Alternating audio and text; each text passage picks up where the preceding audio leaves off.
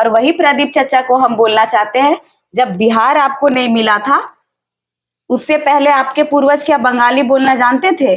जब वो बंगाल में मिला हुआ था, जो प्रदीप चचा चेहरा चमका रहे ना, हम लोग के बदौलत चमका रहे। प्रदीप चचा का बस हम लोग की वजह से वीडियो वायरल हुआ है। वो बोलना अपने बारे में बोल के देख ले प्रदीप चचा का कौन वीडियो देखेगा। उनका तो पहले बात ही समझ में नहीं आता है, क्या बोलते नहीं बोलते हैं।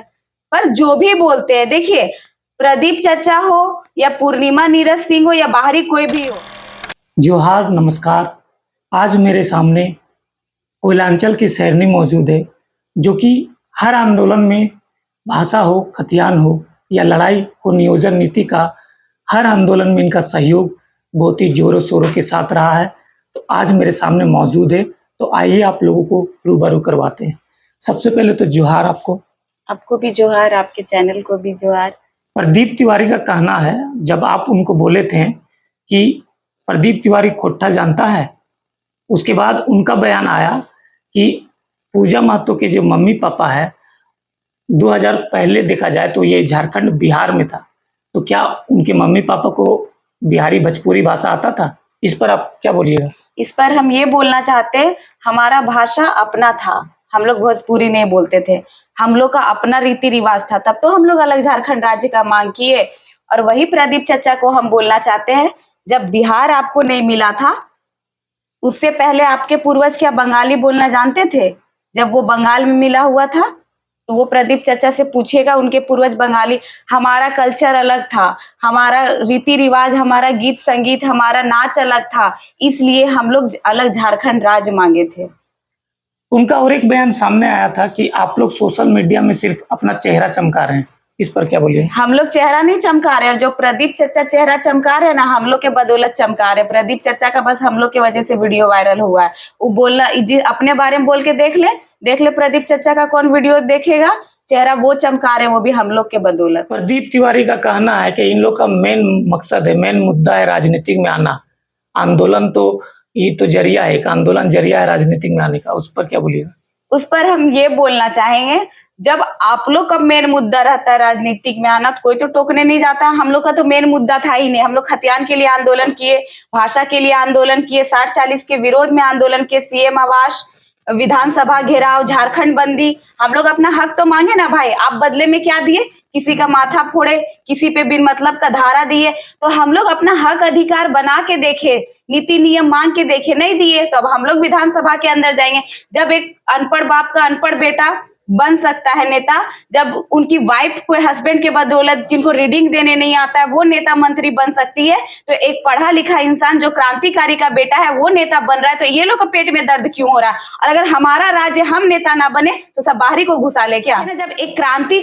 जब एक नेता का बेटा नेता बन सकता है, एक नेता का बेटा कभी क्रांतिकारी नहीं बन सकता है।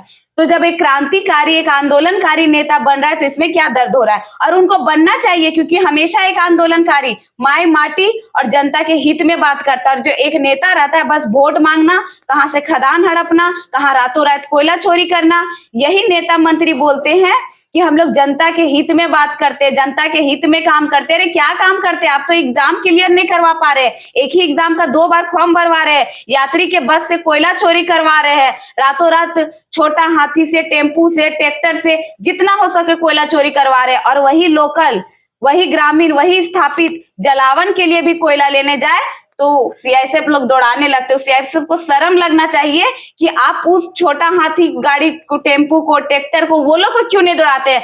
यहाँ तक कि थाना 1 किलोमीटर में रहेगा, वहां के विधायक का घर 1 किलोमीटर के दूरी में रहेगा, लेकिन उस एरिया से पूरा कोयला चोरी होता है। क्या आप जनता के हित में काम कर रहे हैं? अच्छा, प्रदीप तिवारी के बारे में आप क्या कहना चाहते हैं अपने स्तर पे? उसका जवाब आपको जब ऐसा ऐसा बोला, तो उसके जवाब पर आप क्या बोलिएगा? उनके जवाब, उनका तो पहले बात ही समझ में नहीं आता है, क्या बोलते नहीं बोलते हैं। पर जो भी बोलते हैं, देखिए प्रदीप चचा हो या पूर्णिमा नीरज सिंह हो या बाहरी कोई भी हो, कोई भी अगर बाहर का मेरा वीडियो देख रहा है, हम ये बोलना चाहते हैं कि हम लोग किसी को यहाँ कमाने खाने के लिए मना नहीं कर रहे हैं। आप संविधान की बात करते हैं कि कोई भी संविधान में ये नहीं लिखा है कि आप कहीं का नहीं व्यवसाय कर सकते, तो व्यवसाय कर सकते हैं। अरे आप लाइए वो संविधान, कौन सा ऐसा संविधान में लिखा है कि आप 2 राज्य का लाभ ले सकते हैं? जब एक बेटी अपने बाप के घर में होती है, वहां से अपने ससुराल जाती है, जब बाप के घर में होती है उसके आधार कार्ड में, वोटर कार्ड में पिताजी का नाम होता है, वहां का एड्रेस होता है। जब वही बेटी ससुराल जाती है तुरंत हस्बैंड का नाम तुरंत उस ससुराल के एड्रेस पे आ जाती है। तो जब एक बेटी जिस घर में 20-25 साल रहती है वहां का हक ले पाती है, दोनों जगह का लाभ ले पाती है, नहीं ना। तो एक आदमी जो कमाने यहाँ 20-25 साल आया, 40-45 साल रह गया, वो कैसे दोनों जगह का लाभ ले सकेगा। और जितने भी झारखंड राज्य में बाहरी बसे हुए हैं उसमें से 99% बाहरियों का वहां पे घर है, वहां भी आधार कार्ड है, वहां भी वोटर कार्ड है, सब यहाँ से वहां जाते हैं। शादी ब्याह भी अगर आपका कुछ है ही नहीं तो आप फिर शादी ब्याह बिहार में कहां से करते हैं या अन्य किसी राज्य में कहां से करते हैं। ये बस वो लोग का एक चोचलापन है कि हम इतने सालों से, हम खुद देखे, यहाँ तक तो ये भी देखे हैं कि जो उनके घर का जो सदस्य कमाने वाला हो वो बाहर राज्य में कमा रहा है, ठीक है, लेकिन यहाँ जो क्वार्टर्स वगैरह बने हुए हैं सीसीएल के, बीसीसीएल के, बीएसएल के, वो सब में उनका फैमिली रह रहा है और उनका जो कमाने वाला है मुखिया घर का वो दूसरे राज्य में रह रहा है। क्यों? क्योंकि फ्री का क्वार्टर, फ्री का बिजली, फ्री का पानी सब बाहरियों को, और यहाँ मूलवासी को पूरा काला पानी, गंदा पानी, विस्थापन का दर्द।